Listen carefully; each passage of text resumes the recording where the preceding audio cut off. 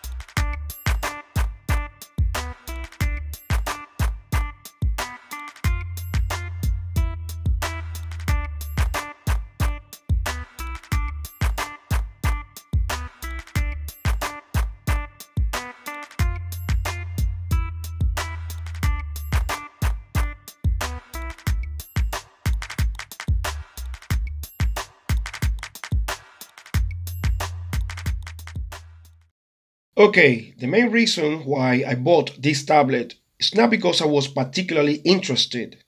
I will start by saying that I've been against Samsung releasing so many phones and tablets, which I think that are unnecessary, and that Samsung should release a lot less devices, which should allow it to focus more, better, and longer on certain devices.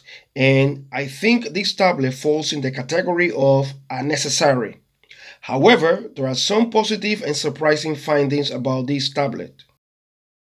Let's start with my biggest surprise, the screen quality given the resolution. This was an area where I was ready to completely trash it when comparing it to my 7-year-old and first high-end tablet released by Samsung, the Tab S 8.4.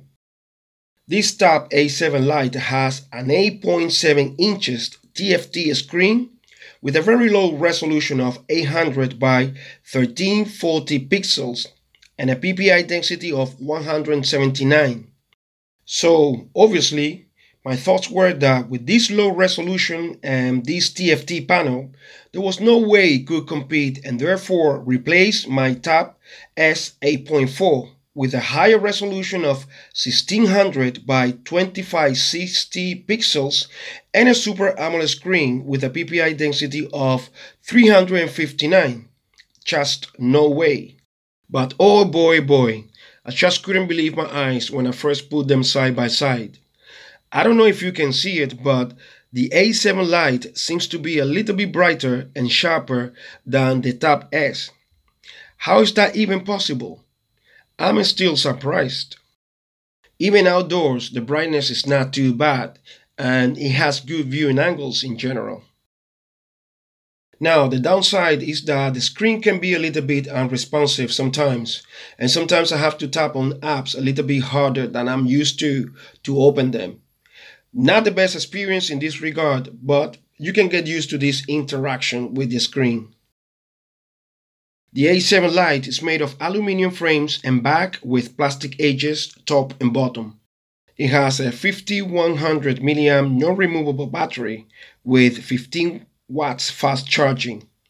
Battery life is not bad in my experience. With moderate heavy usage, it should last all day. It comes with two storage configurations, 32 GB with 3 GB of RAM and 64 GB with 4 GB of RAM, plus micro SD card to extend the internal memory. It also comes with stereo speakers, which sound good for the price, though they could have been a little bit louder. Now unlocking methods. It comes with face unlock, which is not very fast, but it works most of the times. Also PIN number, pattern, and password. Unfortunately, no fingerprint scanner. It would have been good to also have a fingerprint reader and on the side. It would have been a lot more convenient. In terms of system update, it comes with Android 11 and One UI 3.1 out of the box, which is good. It uses a MediaTek processor based on 12 nanometers, and as you can expect, the performance is not going to be top of the line, but still decent for the price. It should be okay for scrolling, searching the web, and for non-demanding games like Subway Surfer, Temple Run, and some others. You will still see occasional stutters, but nothing that would really ruin your gaming experience with these types of games. Cameras, as expected, not great, but I don't think anyone will buy this tablet for the cameras. Same case as most tablets. So, to conclude, is it worth it? I stay by my opinion that this tablet was not really necessary as it is. It would have been more acceptable with a higher screen resolution, either LCD or TFT or AMOLED, for an even better experience when it comes to content consumption, despite being impressed by it, but maybe because my expectation was very low. Also, a better processor for a smoother experience, especially when gaming. It is a shame because I really like the size, it's very portable. Will it replace my beloved and longtime companion Tab X 8.4? Not sure. To be honest, I only use my Tab S to do my cardio on my bike at home, and so far, watching content on it has been great during these sessions. We'll see anyway. Okay, this was my first impressions video about the Tab A7 Lite after using it for almost 2 weeks. If you enjoyed it, please give it a like. As usual, I would really appreciate it. See you in the next one. Hasta la vista.